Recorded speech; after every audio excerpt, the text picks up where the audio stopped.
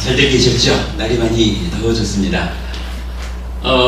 오늘은 예비 본문하고 본 본문을 같은 주제로 연장선상에서 설법을 할 계획입니다. 일단 이제 지금 예비 본문 시간에는요, 우리가 지난주에도 공부를 했던 우리 그 10업, 10가지 업을 놓고 그 뿌리로부터 보아서 이러한 업이 중요한 다른 교리하고 어떻게 대응 관계를 맺고 있느냐, 그 부분을 살펴볼 거고요. 그러면서 어저께 제가 원주교도소 법회를 하고 왔거든요.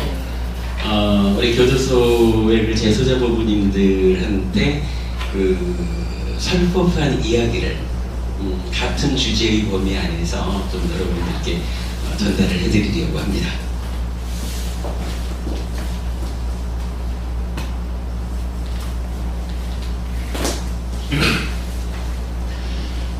일단 업이라고 하는 것은 이런 이야기죠.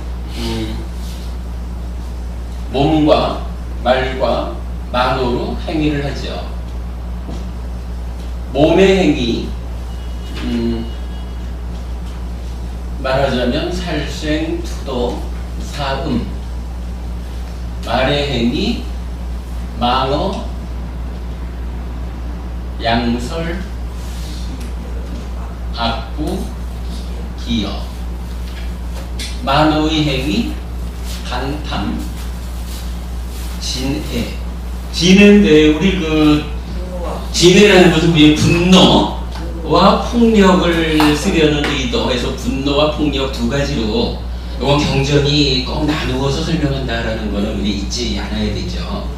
그런가 하면 이제 마지막이 사견. 이거 하여간 10악업 이렇게 말하는 거죠. 이 10악업이 가지는 특징이 뭔가요? 악업을 행하면 어떻게 돼요? 지옥 그렇죠. 갑니다. 예, 지옥 가죠. 괴로움을 만든다. 요게 그냥 특징이죠. 그런가 하면 몸과 말과 만호로 행위한다라고 하는 이것이 그냥 몸과 말과 만호로 행위합니다. 그리고 나쁜 짓 하면 지옥 갑니다. 우리가 이렇게 말하지는 않죠. 여러 가지 가르침들에서 나름대로의 견해를 갖고 있지만 부처님이 알려주시는 우리 삶의 현실, 이러면 행위는 찢다라고 하는 마음을 원인 또는 조건으로 한다, 이렇게 알려져 있죠. 그런가 하면 이 찢다를 쓰다 보니까 잘못 썼다.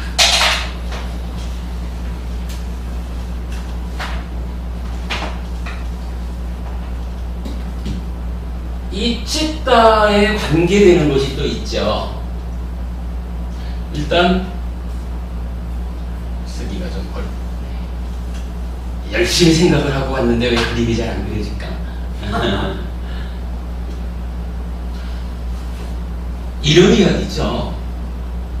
찢다가 원인이 돼서 몸과 말과 만으로 행위를 하는데 어떤 사람은 행위의 결과로 괴로움을 만들고 어떤 사람은 행위의 결과로 행복을 만들죠.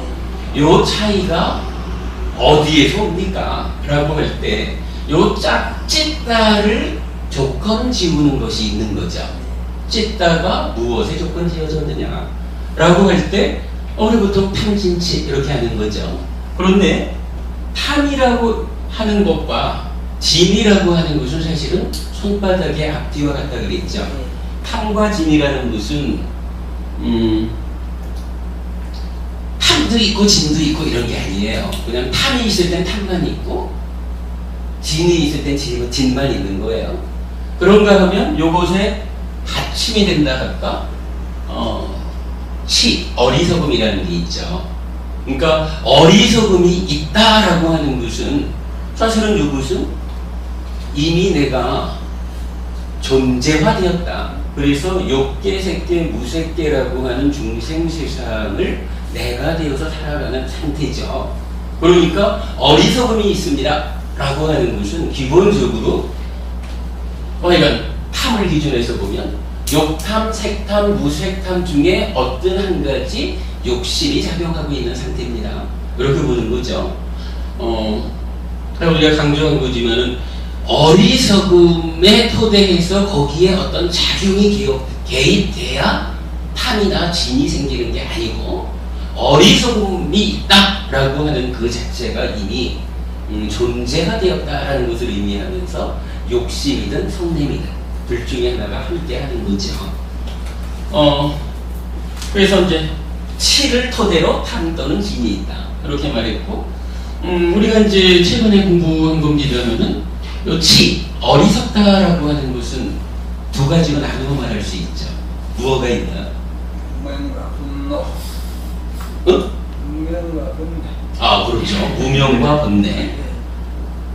그러니까, 무명 더하기 번뇌, 요게 치가 되는 거죠. 이거 말고는 우리가 그 경전을 이렇게 인용해봤죠.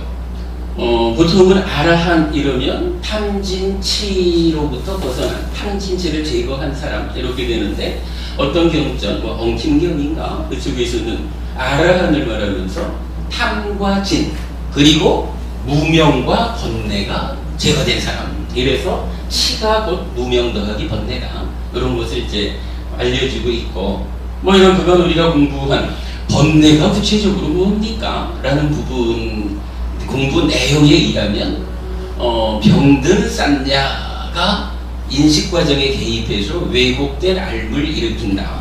이럴 때 병든 쌍냐가 번뇌고 왜곡된 것의 기본이 무명이죠. 그 위에 탐 또는 진이 생긴다. 이렇게 되는 거고 그런가 하면 탐진치가 이렇게 있다라고 해서 요 자체가 요 자체만 가지고 문제 상황인 거는 아니죠. 요거는 뭐 제가 뭐 아직까지 확실히 말씀드리지 못합니다만은 요 자리가 그 자리인 것 같습니다. 라고 말씀드리는 거죠. 탐진치로 경험으로부터 이루어지는 이 찢다라는 마음, 요 과정에서 즐기고 환영하고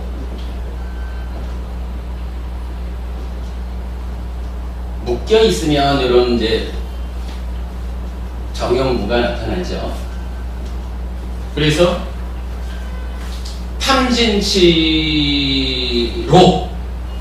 경험을 즐기고 환영하고 묶여 있으면 이때 요 찢다라고 부르지 않죠.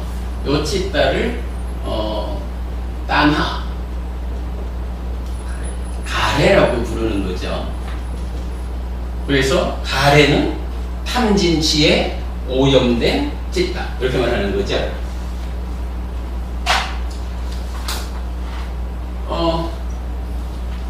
요거를 10악업이라고 했고요.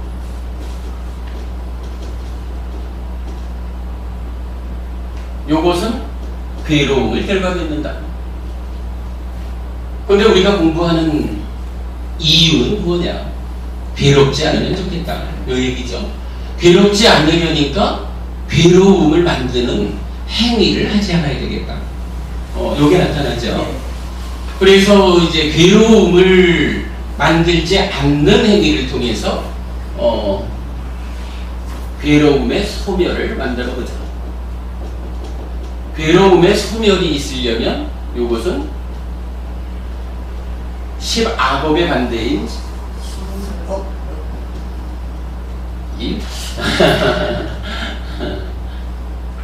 한글 쓰세요.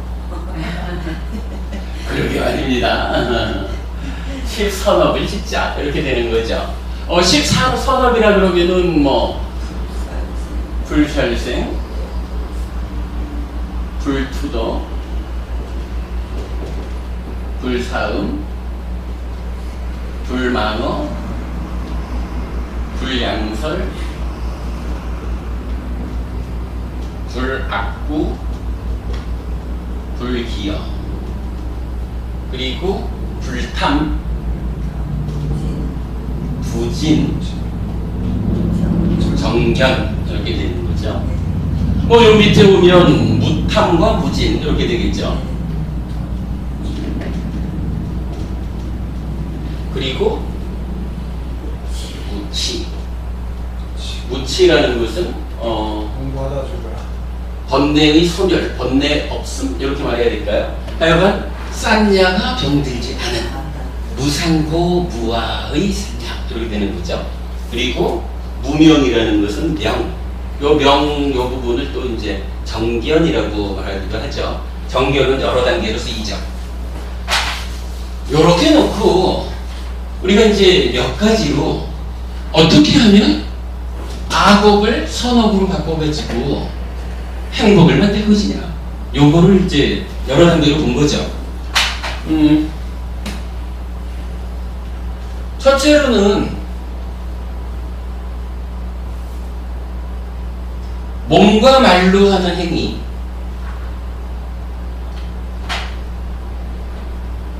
몸과 말로 하는 행위를 어떻게 하나요?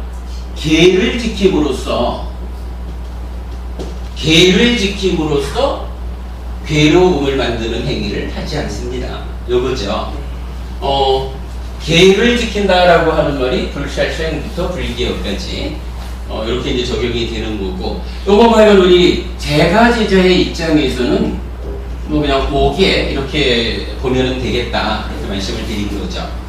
자, 두 번째로 간탐이라고 하는 거, 이제 몸과 말의 행위, 요거는 사실 이제 살아가면서 겉으로 드러나는, 즉 어떤 나의 행위가 남들에게 직접 드러나 보이는, 남들과 직접적인 관계 맺음의 행위, 이런 거죠. 몸과 말의 행위. 그런가 하면은 뭐 내면적으로 생각한다 할까? 이런 만호의 행위가 있죠. 만호의 행위를 좀 구분해서 지금은 제어를 하죠. 간탐, 욕심내고 인색하다, 뭐 이런 거. 요것은 무슨 방법으로? 불탐, 욕심내지 않음으로써 괴로움을 만들지 않는다. 자신. 아니, 시장님 고객님이 맞았어요. 무시. 실력이 없어서 흔들리네. 이 말에 좀. 그런가 하면, 자, 우리가 이제 요거 진애라고 하는 것을 꼭 분노와 폭력으로 나누어서 보아야 한다라고 말하는 이유가 이제 여기 나타나는 거죠. 부처님은 꼭 여기서 분노를 제어해서 성내는 마음을 제어하는 거, 여기에 그렇죠. 여기에 자를 놓고 폭력을 쓰려는 의도를 제어하는 쪽에 비를 놓죠. 자라고 하는 게 기본적으로 뭐냐면 다른 생명을 기쁘게 해주려는 거, 행복하게 해주려는 거, 요거잖아요. 그런 마음이잖아요. 비라고 하는 것은 다른 생명이 어떤 아픔, 고통을 겪고 있을 때 그 고통을 덜어주려는 그런 마음이란 말이죠. 그런가 하면 우리가 이제 요거를 하나 봤죠. 사춘이 땅을 사면 배가 아파. 사춘이 땅 사면 배 아픈 사람이 사춘아 너 기뻐라, 너 행복해라 이래가지고 땅 살라 그럴 때 보태줄까? 안 하겠죠. 지가 땅 사면 내 배가 아픈데 곤란하잖아. 마찬가지 사춘이 처음 땅을 살려고 하는데 돈이 부족해가지고 막 고민하고 있는데 그거 덜어주려고 돈을 보태주나? 지가 땅 사면 내 배가 아픈데 못하거든. 그죠? 그래서 자비라고 하는 것은 요것의 토대에 무엇이 있습니까? 기쁘리자를 쓰는 시가 있죠. 요거 함께 기뻐한다라는 의미죠. 네.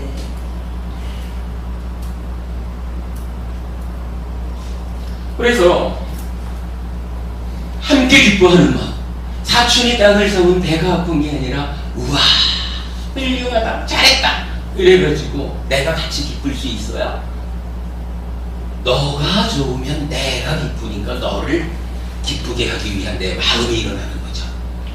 너가 괴로움이 줄어드는 만큼 내가 나의 아픔이 줄어드는 것과 같으니까 그 함께 기쁜 마음이 토대가 돼서 아픔을 덜어주자. 그래서 이건 희라는 것은 자비의 토대가 된다. 이렇게 말하면 되겠죠. 그런가 하면 네 번째로 버릴 사자를 쓰는 것이 있죠. 요거 뭐 평정심 그렇게 말하는데 기본적으로 이건 평정이에요. 요거는 경전에서 지금 두 가지로 나타나죠. 기본적인 개념으로는 누가 어떤 행위를 했어. 나를 콕 찔렀어. 콕 찔렀을 때 매체야! 하고 깜박 버럭하내는 거 아니죠. 이 사람이 나를 찔렀다. 그러나 나를 찌른 행위는 저의 업이고 거기에 맞받아서 매체야! 하고 한바탕 하는 것은 나의 업이다. 내가 저의 업에 휩쓸려서 내가 나쁜 업을 짓지 않으리라. 뭐 이런 업에 대한 확실한 견해를 가지고 나를 콕 찔러도 물론 찔리면 찔려서 좋을 일은 없죠. 그러나 우리가 화살도 두 번째 화살 맞지 말라는 식으로 콕 찔렀다라고 찔렸다라고 할 때 그것 때문에 버럭 일어나가지고 나의 행위를 만드는 그렇게 하지 않는 거. 행위에 대해서, 그러니까 업에 대해서 철저히 하는 요런 평정이 하나 있고, 그런가 하면은 우리가 지난번에 한번 경전에서 봤죠. 사자후의 큰 경이든가요? 부처님이 깨달음을 성취하기 전에 고행하던 당시에 풀밭에 이제 기진맥진해서 풀밭에 누워 있을 때 아이들이 와가지고 콧구멍에다가 풀로 쑤셔대고 귓구멍을 풀로 쑤셔대고 오줌을 넣고 뭐 이래 해도 그러나 나는 그들로 인해서 내 마음에 평정을 잃지 않았다. 이렇게 말하는. 그러니까 어떠한 형태로 해코지가 오든 어떠한 상황이 나한테 오든지 간에 내 마음에 흔들림이 없다. 사실은 또 그러고 보면은 두 가지가 다 비슷한 의미죠. 같은 맥락으로 볼 수가 있겠죠. 그렇게 버릴 사자를 쓰는 평정이라고 하는 것은 이게 탐과 진까지를 제어한다. 이렇게 경전에 나타나죠.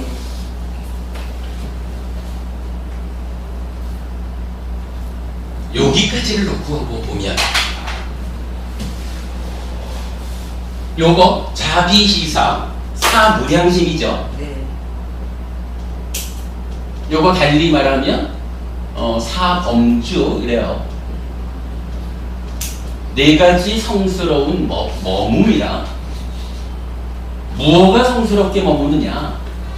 내 마음이 흔들리지 않고 성스럽게 머뭅니다. 이런 의미죠. 좀 유사하게 말을 하면 사무량심이라는 것은 꼭 함께 다니는 짝이 있죠. 사섭법이 있죠. 사섭법이 뭐죠? 사섭법. 아니, 그렇죠. 그 얘기인데 시작부터 얘기를 하면 아니죠. 그 밑에 보시가 있죠. 사섭법을 말할 때는 보시, 애어,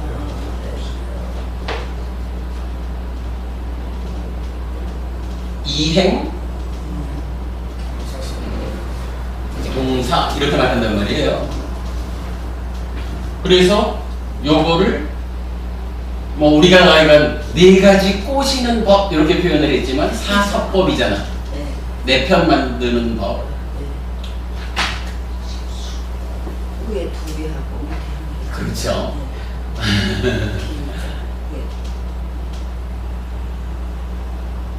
위에가 두 개인가? 위에 하나지. 인가? 거꾸로인가? 아유 그래 해였습니다. 하여간 사무량심과 사섭법이라는 것은 짝을 이루면서 함께 다녀요. 근데 요게 바로 요거 10가지 업을 기준으로 이렇게 씻다의 조건관계까지를 보면 자비시사 해가지고 탐과 진의 문제로부터 진애까지를 제어하는 게 사무량식, 그리고 간탐을 제어하는 도시 요거 나오고, 애어는 뭔가요? 이거야 뭐 그냥 요거겠지 뭐. 약간 대략적으로 뭐 자리매기만 해보면 요런 거겠죠. 이행 요거 하지 않는 거. 그래서 애어하고 이행함으로써 착하게만 하고 착하게 행위하고 요거겠죠. 그렇게 연결이 되죠. 그런가 하면 동사라는 건 뭔가요? 우리가 이제 이런 것을 한번 봤죠. 8정도식으로 말하면은 이제 정명 이러면 바른 생활로 생계를 유지한다 이거는. 그래서 정명이라는 것은 바른 생활이에요. 바른 생활이라는 거 이거 달리 말하면 요 몸과 말의 행위가 지금 이 순간 내가 어찌하느냐 하는 요 순간의 행위를 말한다면, 하루 종일 오늘 내가 살았어 이러면서 오늘 하루 종일 요러요러한 행위들을 한 것에 합이죠. 그런 개념으로 보면 되겠죠. 그래서 요거 몸과 말의 행위를 합해가지고 뭐 명 이렇게 우리가 표현을 해보자고요. 그러면 동사라고 하는 개념은 요 개념하고 통하겠죠. 우리가 이제 지난번에 이런 그 사소법에 대한 이야기를 하면서 내 편 만들기, 꼬시는 법 이렇게 표현을 하면서 이제 요 보시에요 이행 동사를 대략 비유를 들어가면서 설명을 했던 적이 있죠. 그러니까 뭐 대략 하여간 그렇게 이야기를 해보자고요. 이렇게 놓고 보면 사실은 사무량심 사서법이라고 하는 중요한 교리가 나타나기 전에 그 앞에 우리가 한 가지 중요한 교리를 보았죠. 무엇을 보았나요? 요거 지계 또는 오계, 지계, 보시, 사무량심 이러면 뭐 요 사무량심 이제 수행의 일부죠. 그러니까 여기에 이제 세 가지 공덕행하고 통하죠. 세 가지 공덕행 이러면 어떻게 돼요? 오계와 보시와 수행이잖아요. 물론 이제 지금 이쪽에 한 자리를 빼어 놓아서 그런데 일단은 사무량심이라는 수행으로 해서 오계를 지키고 보시하고 수행하는 이런 부분으로 보면 세 가지 공덕행하고 연결이 되죠. 지금 업이라고 하는 게. 지금 하여간 요 제일 밑에 부분 하나는 빼놓고 지금 얘기하는 거예요. 그런가 하면 동일한 범위가 사무량심 사서법이라고 하는 중요한 교리하고 업이 업 밑에 탐과 진까지가 1대1로 대응하고 있다. 뭐 이렇게 우리가 볼 수 있겠죠. 자, 요거를 또 좀 다른 측면에서 보자면 비슷하게 말할 수 있는 중요한 교리 하나가 또 있는데 뭐가 있을까요? 반대부모님 여기에 뭘 좀 갖다 맞출 수가 있을까요?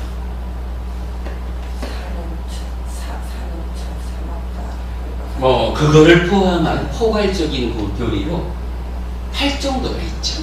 자, 8정도를 오늘 사실 우리가 본법회에 가서 요 8정도를 어떻게 이해해야 되느냐 하는 것을 이제 공부할 거예요. 그 전에 이제 이렇게 한번 이제 지난주 수업하고 연결해서 비교를 해보는 건데, 자, 8정도를 놓고 보면 8정도는 정견이 있죠. 물론 뭐 요기 정견하고도 이렇게 이제 같이 와야 되겠죠. 정명? 여기 불탐과 부진이라는 것은 뭐냐 하면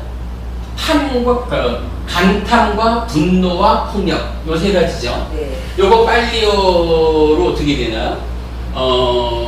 위힘사. 그렇죠. 근데 이제 그 이전에 쌍카빠라고 하는 단어가 나타나죠. 네. 요걸 우리가 사유 이렇게 번역하고 있잖아요.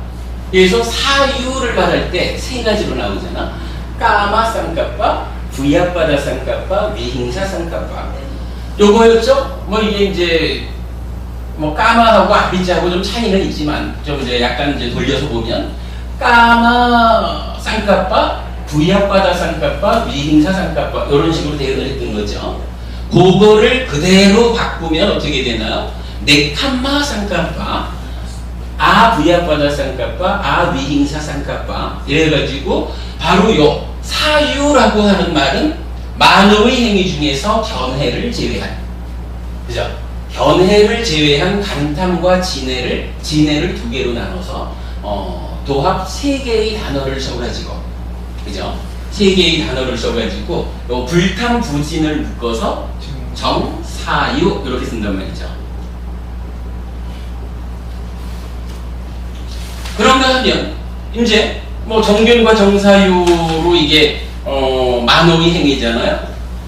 요 만어의 행위에 이어서 말의 행위가 나오죠. 요 말의 행위를 뭐라고 하나요? 정어.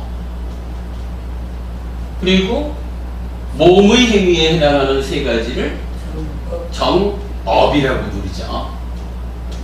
그리고 여기서 나왔던 명을 바르게 하는 거 하면은 정업 이렇게 나타나죠.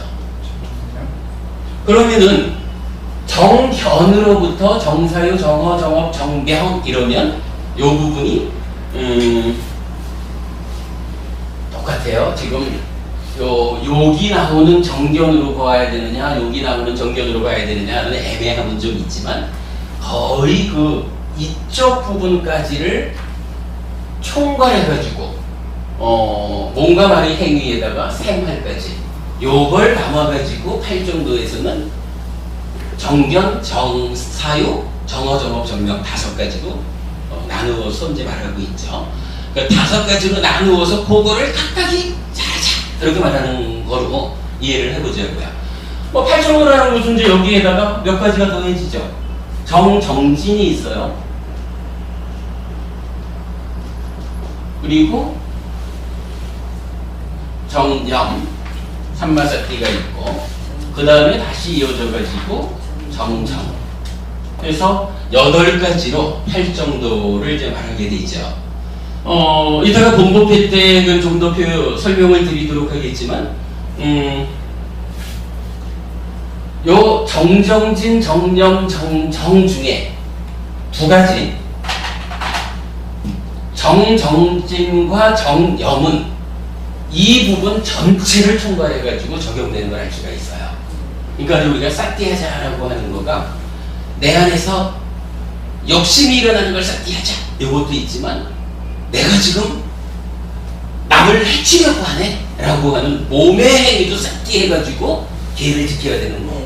계를 지키는데도 싹띠하지 않으면 행위가 제어되지 않는다는 얘기죠. 알아차리지 못하면.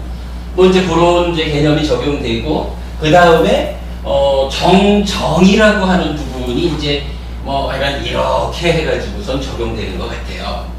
근데 이건 요 팔정도와 관련한 부분은 본법회에서 이제 설명을 드리기로 하고 뭐 이렇게 놓고 보면 하여간 우리가 업이라는 이야기를 지속적으로 강조하고 있지만 이 업을 드러나는 그러니까 몸과 말로 드러나는 행위 1차적으로 나의 만어의 행위 그 원인이 되는 찌타의 내면적인 이야기 총괄을 놓고 그 총괄하는 부분을 사무량식 사서법으로 가장 근본 자리에 있는 어리석음의 문제를 제외한 전체를 포괄적으로 설명하고 있고 거기에 세 가지 공덕행을 말하면서 계를 지닌 지계와 보시 그리고 수행이라고 말하면서 이제 한면으로는 즉 탐과 진까지 미치는 영역에 대해서는 자비시사 사무량심을 말하고 그 다음에 이 무명과 번뇌 또 즐기고 환영하고 묵혀 있으면 이쪽을 직접 공략하는 것으로 밑바사나라고 하는 수행을 사실 부처님 지시하고 있는 거죠. 그런데 요 밑바사나라고 하는 것은 혼자 존재하지는 못하죠. 여기에는 반드시 우리가 표현하는 걸로 사마타를 디든 비파사나, 마음이 흔들림 없는 상태가 되어야 그때 관찰이 가능한 거죠. 사마타라는 거, 요거 사념처를 필요로 하죠. 그래서 사념처, 사마타, 비파사나라고 하는 하나의 체계를 가지는 수행이 있고, 요 수행이 물론 뭐 이제 이 사마타가 탐진에는 공통적으로 적용되는 거지만 사무량심 자체도 사마타 수행이고, 그런데 일단 좀 표현을 하자면 바로 요 가장 내면에서 찌따를 오염시키는 그 뿌리를 해결하는 그 문제를 해결하는 영역에 사념처 사마타의 도움을 받는 밑바사나가 있다.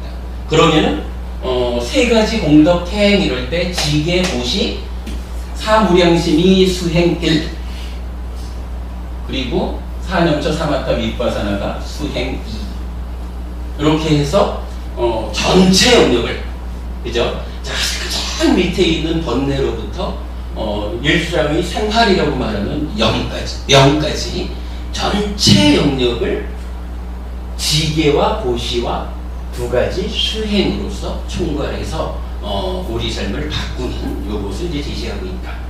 그러면은 세 가지 공덕행이 사무량심 사서법보다는 조금 더 포괄적인 영역을 커버하고 있다. 요거를 알 수가 있죠.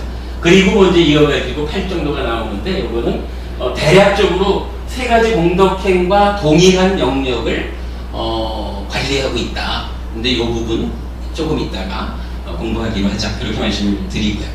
뭐 이렇게 놓고 보면 그간 우리가 공부하는 이 업이라고 하는 것과 중요한 교리, 즉 세 가지 공덕행, 사무량심 사서법, 그리고 8정도까지가 하나의 틀 안에서 설명이 된다라는 거. 요 관계를 이해하는 것은 우리가 뭐 교합적으로 불교를 아는 데서도 중요하고, 또 수행을 해서 수행을 통해서 실질적으로 내 삶을 바꿔나가는 데 있어서도 놓쳐서는 안 되는 가르침이다라고 하는 거 반드시 아시자고요. 이렇게 놓고 지난주에 좀 설명하는 가운데 약간 덧놓은 게 하나 있어서 좀 짚어보고 갈게요. 지난주에 사무량심을 이야기하면서 제가 자비시사 각각이 그러니까 자를 궁극으로 수행을 하면 어디까지 성취가 가능한지, 이런 그 자비시사 각각의 궁극이 있다 그랬는데, 그게 지금 경전에서는 어떻게 나타나냐 하면,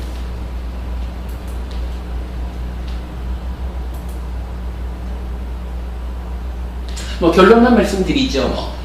자해를 통한 마음의 해탈의 궁극 그랬어요.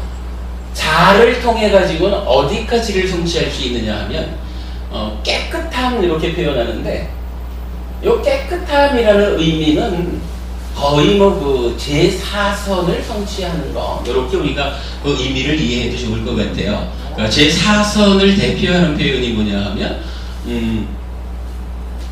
이렇게 나타나죠.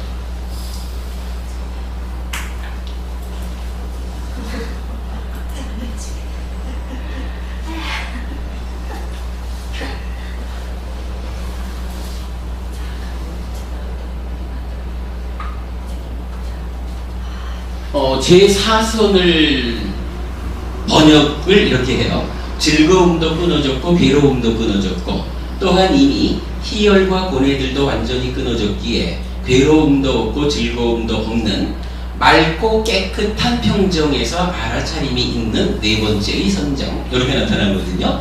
요 아주 교합적으로 중요한 그 합성 단어가 하나 있는데, 우페카 사티 파리스딘이라는 단어예요. 요거 이런 거 나중에 보여드리기로 하고, 요 우페카 사티 파리스딘, 아주 그 맑고 깨끗한 고루한 평정, 우페카 우리 평정 보았죠? 고루한 평정 상태에서 사티가 딱 눈뜨고 있는 요런 상태를 이제 제4선으로 말하거든요.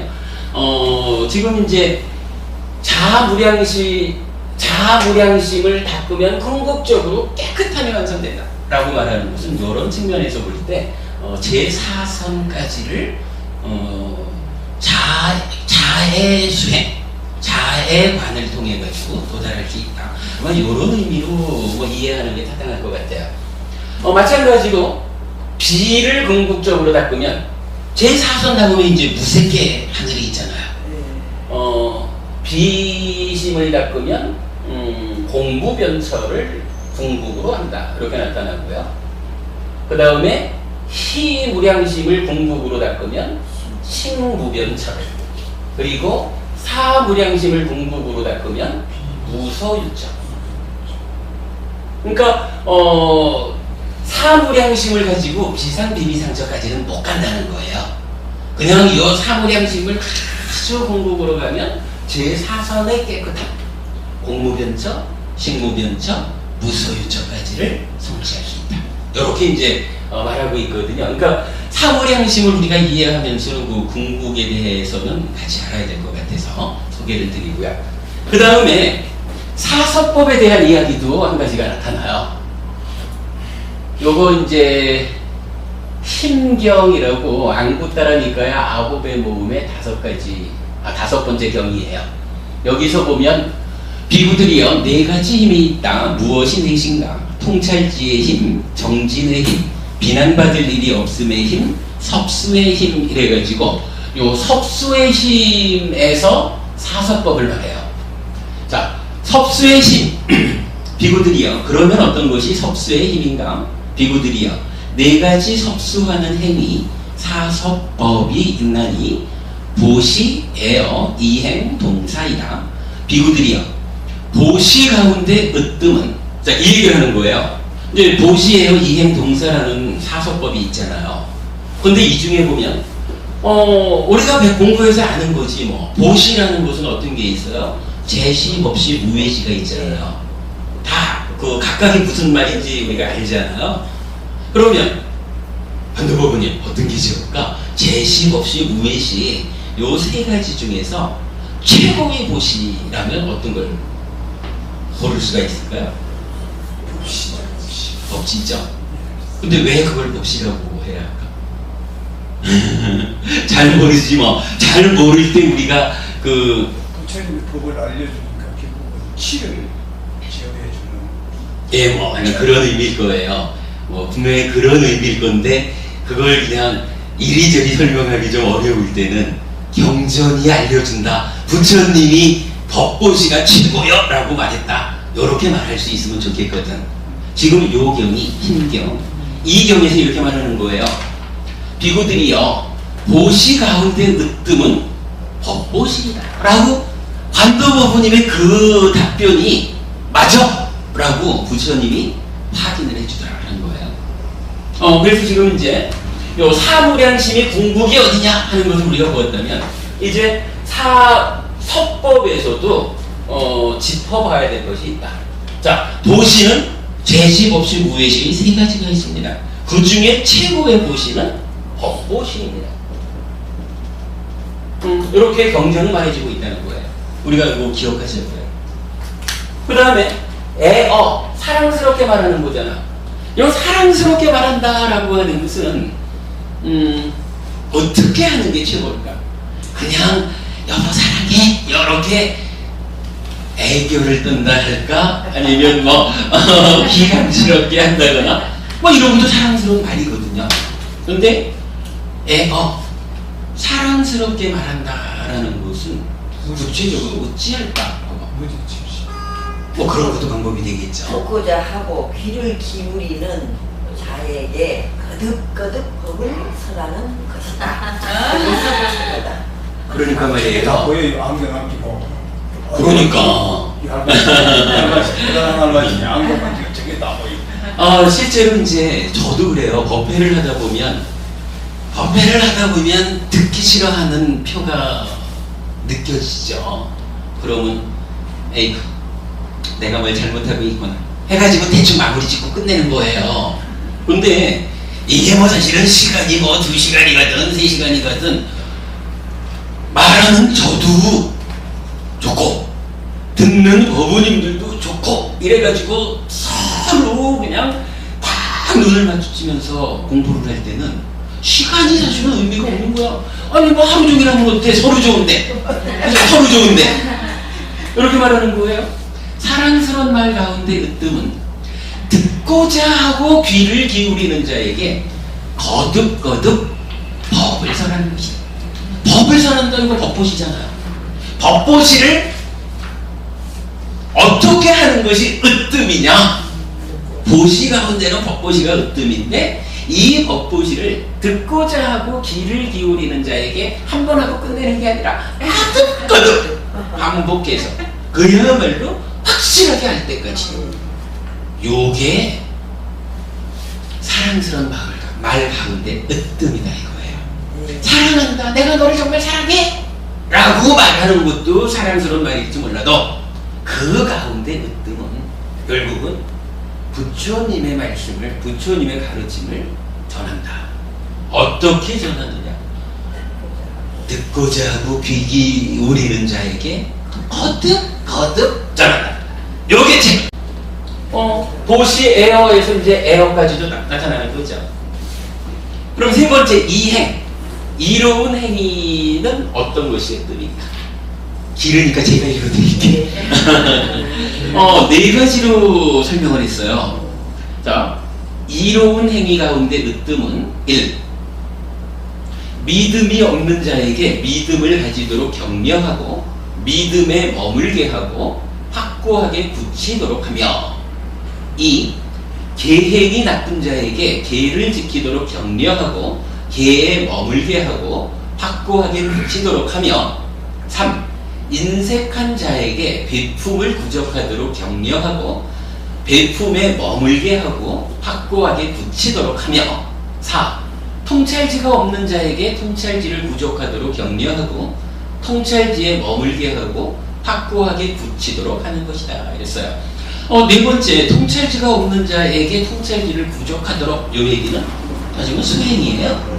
그죠? 통찰지 내가 주는 거 아니잖아. 수행을 안내해가지고 자기가 수행을 통해서 지혜로워지는 거죠. 그러면 요 얘기 뭔가요? 네 가지라는 게 이거 사실 우리가 늘 하는 말이잖아요. 예를 들어서 어디에서 우리가 요 표현을 쓰냐 하면 제가지자에 대한 부처님 가르침 다양하지만 대표적으로 우리가 쓰는 게 하나 있잖아요. 원하지만 얻기 어려운 것이 있다. 뭐가 원하지만 얻기 어려운 것인가요? 라고 말할 때 법답 여법하게 얻은 재물. 그렇죠. 정당하게 부자 되는 거죠. 하여간 법답게 재물을 얻는 거. 두 번째가 가족과 스승과 더불어 명성을 얻는 거. 지장행보부님은 훌륭해. 요것도 좋지만 지장행보부님 그 가족분들은 최고예요. 이렇게 가족과 스승과 더불어 명성을 얻는 요게 지장행보부는 참 훌륭한데 그 집 가봐 그 집 딸내미 에이 못써 요놈은 요거 별거 아닌 거라. 그죠? 그 따님 시집 잘 보내려면 한 맞은 것 같네. 그래도 그 집 따님들 잘하잖아. 그렇게 와 그 집 가족은 말이지 이렇게 명성을 받는 게 원하지만 얻기 어렵다 이거예요. 세 번째가 건강하게 장수하는 거죠. 말 필요 없죠. 네 번째가 죽어서 하늘에 태어나는 거잖아요. 요 네 가지라고 하는 것은 누구나가 다 원해요. 누구나가 원하지만 갖기 어려운 거야. 그러면 그거에 대해서 부처님 어떻게 말하나요? 그 갖기 어려운 것을 원하지 마. 그러면은 원하지 않으면 행복할 거야. 요거 아니죠? 부처님 요렇게 가르쳐 주지 않죠? 부처님 어떻게 하나요? 그 네 가지를 가질 수 있는, 그죠? 그것을 얻을 수 있는 방법을 가르쳐 주잖아요. 그 원하지만 갖기 어려운 네 가지를 갖는 방법으로 부처님이 알려주는 게 뭐예요? 지혜하고 보시고 수행하고 믿음을 가지고. 제가 그렇게 표현했죠. 믿음에 토대한 세 가지 공덕길. 그러니까 지금 바로 말씀하셨지만 일단은 믿음을 먼저 원해야 되겠죠.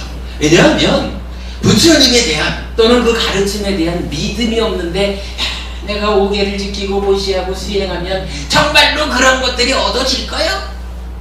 요거에 대해서 믿지를 못하는데 어떻게 계를 지키고 보시하고 수행하냐고. 부처님 가르침은 모든 곳에서 믿음 위에서 이루어지는 거라.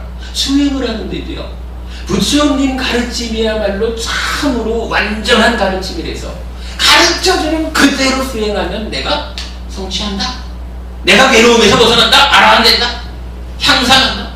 여기에 대한 믿음 없이는 한 발자국도 못 가는 거거든. 아무튼 부처님 바로 그 얘기, 믿음의 두 대한 세 가지 공덕행으로서 원하지만 얻기 어려운 것을 얻을 수 있다, 이렇게 말하시는 거잖아요. 그 네 가지를 나도 당연히 그래 해야 되지만, 영선법부님, 네. 있잖아요. 네. 부처님과 가르침 그리고 그 제자분들의 모임에 대해서 참으로 완전한 스승이고 완전한 가르침이고 그 가르침을 잘 확인, 유지, 전승하는 분들의 모임이다. 이렇게 삼보에 대한 믿음을 가지셔야 돼요. 그리고 그 믿음 위에서 가르쳐 주신 그대로, 어차피 가르침이 그렇게 선하고 있잖아. 가르쳐 주신 그대로 오계를 지키고 보시하고 수행을 하셔요. 그러면 법부님이 행복해질 거예요. 세간적으로는 그 정당한 방법으로 후지해야 될 거고, 가족들과 다 함께 그야말로 성희 법부님과 그 이쁜 득달 연과 더불어서 저 집은 어쩌면 저렇게 화목하고 행복한지 몰라, 요런 명성을 받게 될 거예요. 그리고 건강하고 오래 사실 거고 죽어서는 좋은 세상에 태어나거든. 요렇게 제가 영선법부님하고 벌써 1년 가까이를 만나가고 있는데, 기왕이면은 제가 영선법부님한테 이익되는 행위를 해줘야 되겠죠. 제가 이익되는 행위를 여러 가지로 할 수가 있는 거야. 참 여러 가지로 영선법부님을 위한 행위를 할 수 있는데, 그 중에 으뜸이 뭐냐 하면 바로 지금 제가 알려드린 이렇게 믿으셔요. 그리고 오계와 보시와 수행으로서 행복해질 겁니다. 요걸 알려드리는 것이 바로 이로운 행위 가운데 으뜸이다 이거예요. 영선부부님도 사랑하는 사람이 있으면 그 사랑하는 사람에게 이 네 가지를 알려주시라고요. 그것이 그 사람을 위해서 법부님이 할 수 있는 최고의 이로움을 주는 행위다, 이렇게 말하고 있는 거예요. 타당하죠? 뭐 타당하나마나 경전이 말씀하시는 것을 제가 옮겨드릴 뿐이지. 그리고 이제 네 번째로 그러니까 이행까지를 우리가 한 거예요. 그럼 동사가 하나 남았잖아. 사실 지난번에 우리가 땅 파는 사람한테 옆에서 어찌 할 거냐 이러면서 이제 보시에요 이행 동사로 나중에 팔거도 붙이고 가서 같이 괴리질을 하지, 요걸로 동사를 설명했잖아요. 그런데 이러한 동사 한 가지로, 그러니까 함께 한다라는 요 의미를 요경에서도 이렇게 말하는 거예요. 함께함 가운데 으뜸은 이게 잘 이해할 필요가 있어요. 예류자는 예류자와 함께하고, 일례자는 일례자와 함께하고, 불한자는 불한자와 함께하고, 아라한은 아라한과 함께합니다. 요게 함께함 가운데 으뜸이다 라고 말하는데, 요 내용이 저도 사실은 요 내용을 보고 굉장히 좀 어려웠던 게 뭐냐 하면 요 말대로 딱 이해를 하면 함께함, 동사라고 하는 말은 그냥 땅 파고 있는 사람 그냥 땅도 닦아주고 저거 이래 하다가는 나중에 팔 걷어 붙이고 가서 같이 땅 파는 이러한 내편 만드는 방법, 요거하고 다르게 그냥 끼리끼리 모이는 게 동사야, 요런 의미로 보이잖아요. 그래서 제가 요거 가지고 고민을 좀 많이 했어요. 근데 결국은 같은 맥락인 것 같아요. 내가 함께하는 사람을 위해서 내가 할 수 있는 최선의 일을 다하는 거예요. 이게 동사잖아요. 팔 걷어붙이고 가서 함께 매니지를 해주는 거잖아. 그런데 요 함께하는 사람이 어떤 사람이냐, 요걸 우리가 볼 수 있잖아요. 함께하는 사람, 이럴 때 우리가 동료들과 함께한다든가 가족들과 함께한다든가 이러면서 지금 땅 파는 일을 함께하고 있다, 뭐 이럴 때 땅 파는 일을 함께하는 사람으로서 땅을 파준다, 뭐 이렇게 이제 이해를 했다면, 이제 이 함께함이 우리가 이제 함께 공부하는 거죠. 같이 절에 다니고 부처님 가르침을 배우고 수행을 통해서 삶을 향상하고, 그러면 이 삶을 향상하는 그 마지막 단계에 가면 이제 우리가 성자가 되는 거잖아요. 네 무리의 성자, 일레자 아니지, 예류자, 일레자, 불안자, 아라한, 이렇게 되잖아요. 그러면 일단 처음 예류자가 되었다라고 하는 거죠.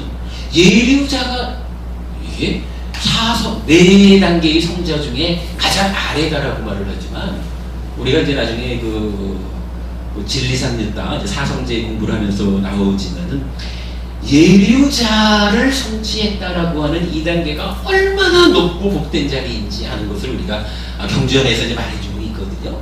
그러면 이미 함께 팔 걷어붙이고 땅을 파는 이런 노력들의 끝에 이제 여기서도 예류자가 생기고 저기서도 예류자가 생긴 거야. 그러면 이제 그 예류자라고 하는 높은 성취의 단계를 성취한 이 사람들끼리 함께 모인다라고 하는 것은 그야말로 모든 사람들에게 최고의 귀감이 되는 성자들이 모여서 사는 모습을 보여줘. 이런 의미로 연결이 되는 것 같아요. 사실 이게 저는 이제 요 경전이 말하는 요 문자 그대로의 의미를 보고는 굉장히 어려웠는데, 가만히 생각을 해보니까 함께 일한다, 거들어서 일해준다라고 하는 우리 세간적인 삶의 동사도 있지만, 지금 요 경은 그 가운데 으뜸이 무엇냐라고 하는 거잖아요. 으뜸이 뭐냐, 이것은 그만큼 이제 함께함의 가운데서 수행이 높아져가지고 성자의 반열에 오른 이 상태가 되어서 성자끼리 함께 생활하는, 이것이 최고의 함께함의 모델이다, 뭐 이런 의미로 저는 이해를 했어요. 글쎄 뒤에 가서 이 부분을 좀 다르게 풀어야 되는지는 모르겠지만 현재 저는 그렇게 이해를 했거든요.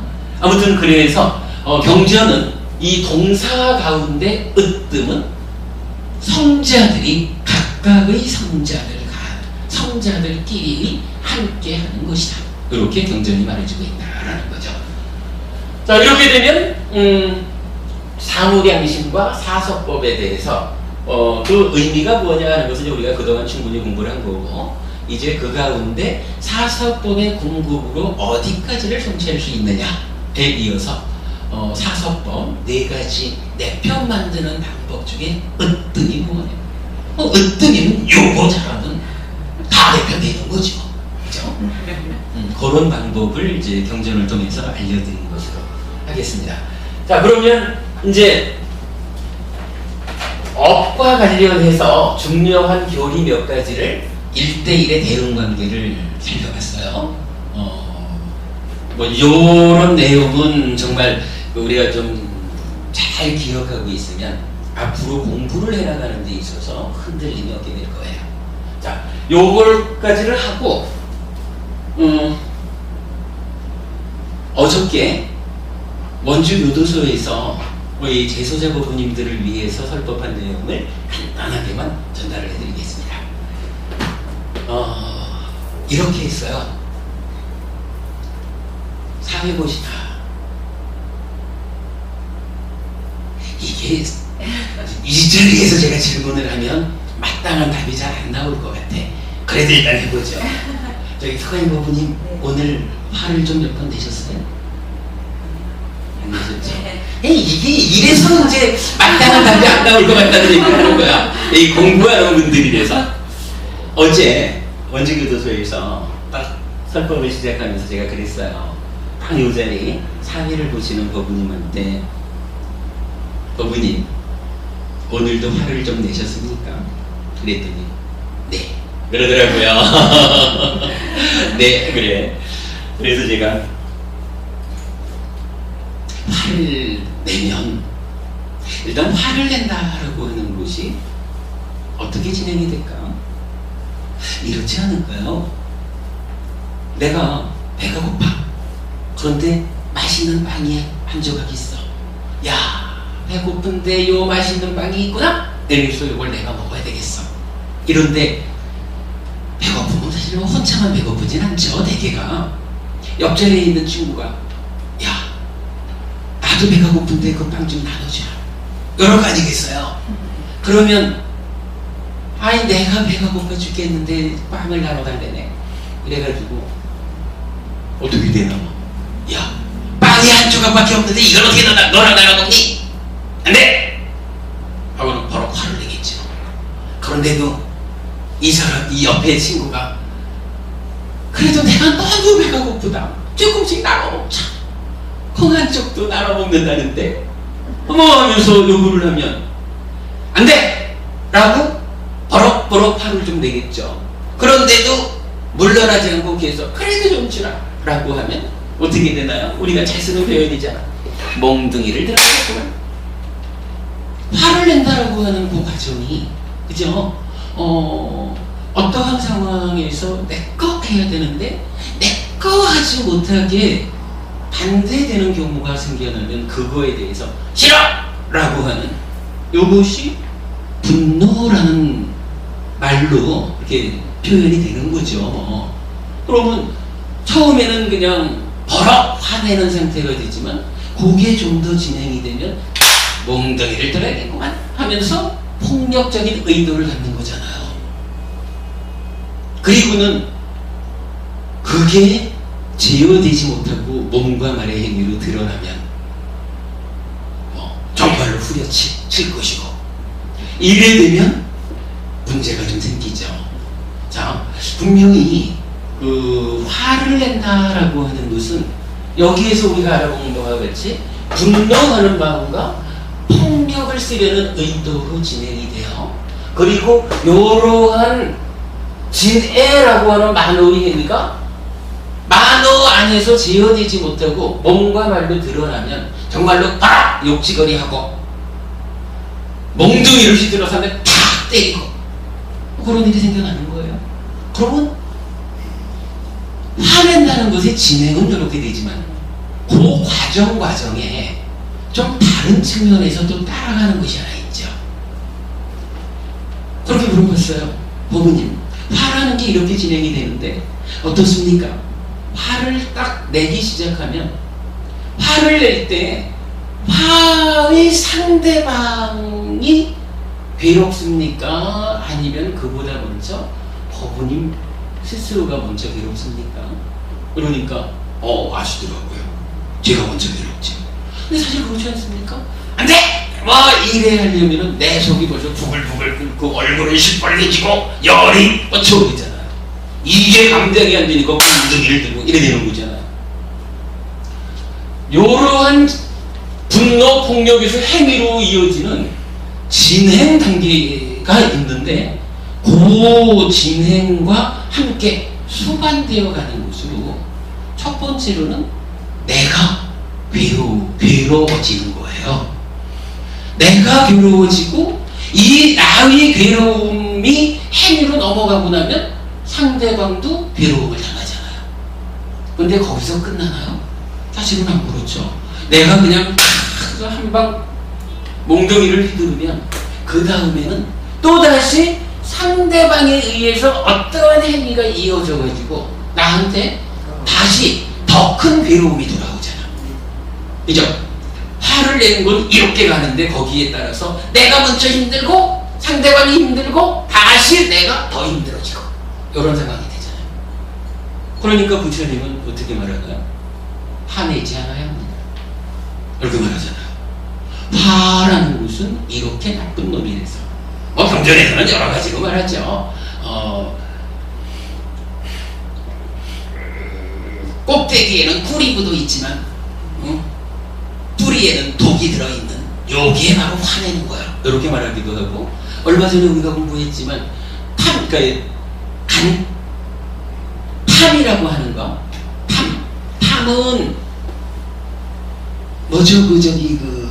허물은 작지만 천천히 빛발해서 나쁜 거고, 진이라고 하는 것은 허물은 크지만 빨리 빛발에는 나쁜 거고, 치라고 하는 것은 허물도 크고 천천히 빛발에는 아주 나쁜 놈이고, 뭐 이런 식으로 아주 다양하게 화라는 것에 대해서 말을 하잖아요. 근데 이제 어쨌든 이렇게 이제 화라는 거, 뭐 여기 있는 요 화가 올라와서 이제 진해 해가지고 분노와 폭력 이렇게 이제 드러나는 거죠. 그러면 이런 상태를 놓고 부처님은 화내지 마십시오 이렇게 말하거든요. 화를 내면 화내는 그대가 괴롭고 상대방이 또 괴로워지고 그게 돌아와서 그대가 더 많이 괴로워집니다. 그러니까 화내지 마십시오 이렇게 말하거든요. 그런데 어디 여러분 말고 어제 우리 그 제서자 법부님들한테 그러면 오늘 부처님은 화내지 마십시오 라고 말씀을 하시면서 그냥 화내지 마세요 이래고 마셨을까요? 아니면 화내지 않는 방법, 어떻게 하면 화를 내서 나도 괴롭고 너도 괴롭고 이런 상태를 만들지 않을 것인지 그 해결 방법을 가르쳐 주셨을까요? 단 쳐다보겠죠. 그래서 제가 그랬죠. 분명히 우리 부처님은 화내지 마! 이러고 끝내는 분이 아닙니다. 어떻게 하면 그대가 화내지 않는 사람이 될 것인지 그 방법을 가르쳐 줍니다. 그 방법이 있습니다. 자비라고 하는 겁니다. 이렇게 이제 알려드린 거예요. 요 얘기죠?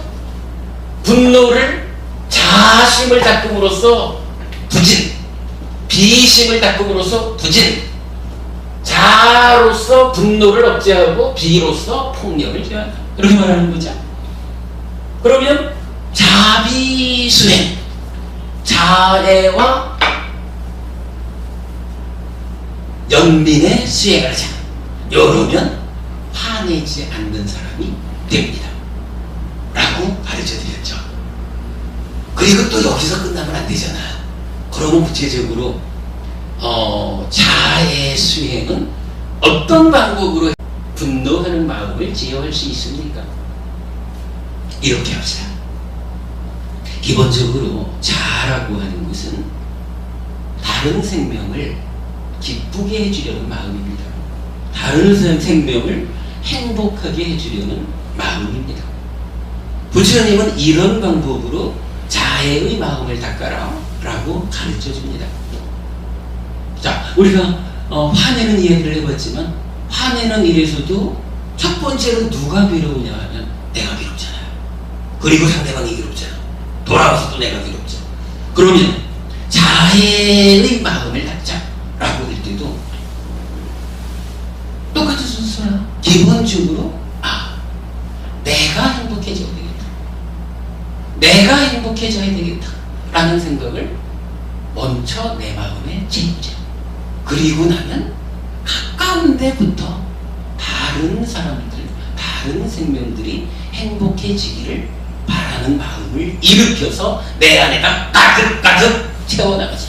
그러면 내 마음이 이렇게 나와 너들의 행복을 바라는 마음으로 채워져 가는 만큼 어떠한 상황에서 버럭 화내는 요 분노하는 마음이 줄어든다, 제어된다 라고 가르쳐 드렸죠. 그리고 함께 실습했어요. 여러분도 한번 실습을 같이 해봅시다. 자, 일단 허리를 쭉 펴시고요.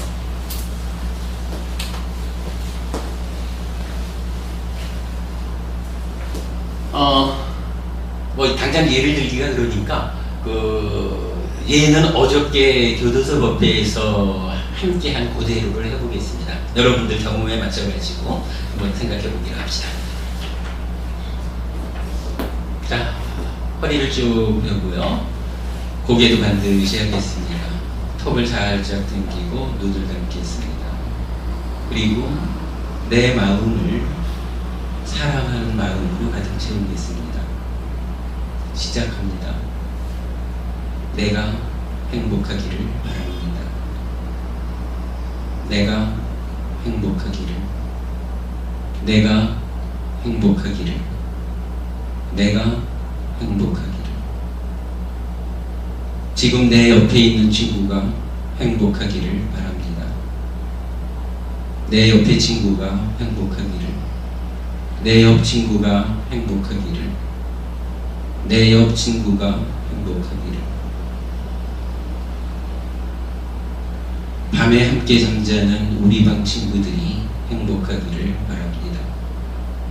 내 방 친구들이 행복하기를, 내 방 친구들이 행복하기를, 내 방 친구들이 행복하기를.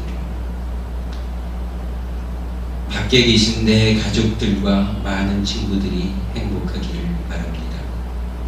내 가족들과 친구들이 행복하기를, 내 가족들과 친구들이 행복하기를, 내 가족들과 친구들이 행복하기를. 모든 사람들이, 모든 생명들이 다 행복하기를 바랍니다. 여기까지를 함께 했어요. 그리고는 이어서 동일한 내용을 이제 비에 대해서 동일하게 적용을 했죠. 자, 똑같은 이야기를 다시 한번 해보겠습니다. 비에 대해서 적용하겠습니다. 내가 괴롭지 않기를 바랍니다. 내가 괴롭지 않기를, 내가 괴롭지 않기를, 내가 괴롭지 않기를. 내 옆에 친구가 괴롭지 않기를 바랍니다. 내 옆 친구가 괴롭지 않기를, 내 옆 친구가 괴롭지 않기를, 내 옆 친구가 괴롭지 않기를. 오늘 밤 함께 잠잘 내 방 친구들이 괴롭지 않기를 바랍니다. 내 방 친구들이 괴롭지 않기를, 내 방 친구들이 괴롭지 않기를, 내 방 친구들이 괴롭지 않기를. 내 가족들과 친구들이 괴롭지 않기를 바랍니다. 내 가족들과 친구들이 괴롭지 않기를, 내 가족과 친구들이 괴롭지 않기를, 내 가족과 친구들이 괴롭지 않기를. 이 세상 모든 사람, 모든 생명들이 괴롭지 않기를 바랍니다.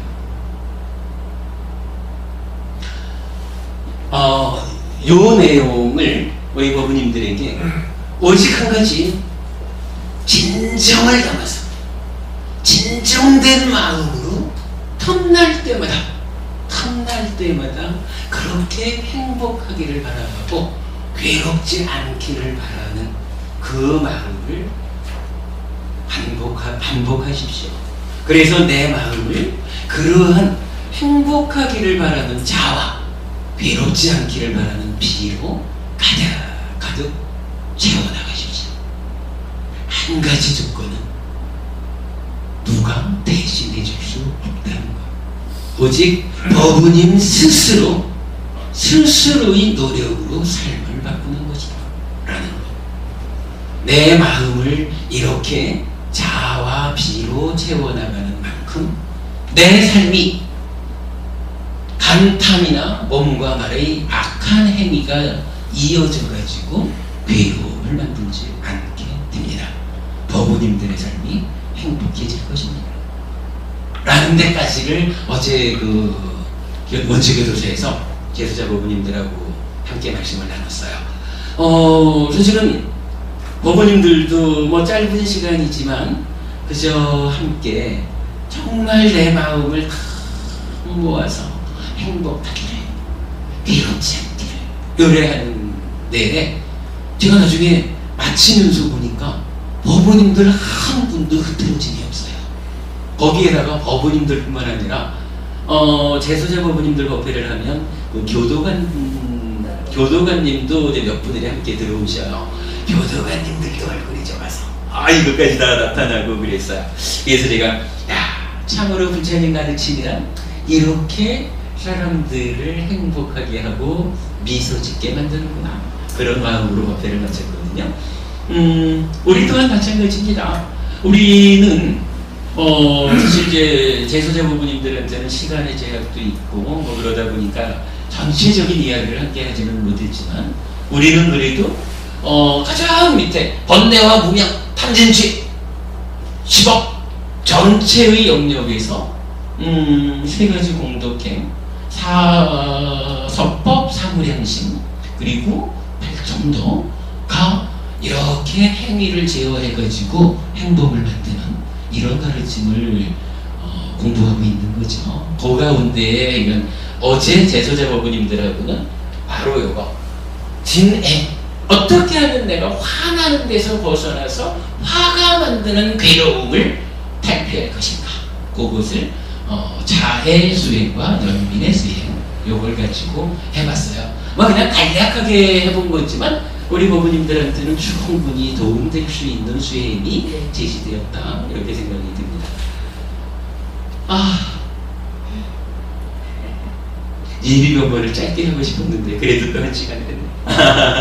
자, 좀 쉬었다가 4시 돼가지고 시작할까요? 4시 돼서 본문에 우리 팔정도에 대한 이야기를 함께 하도록 하겠습니다. 좀 쉬겠습니다.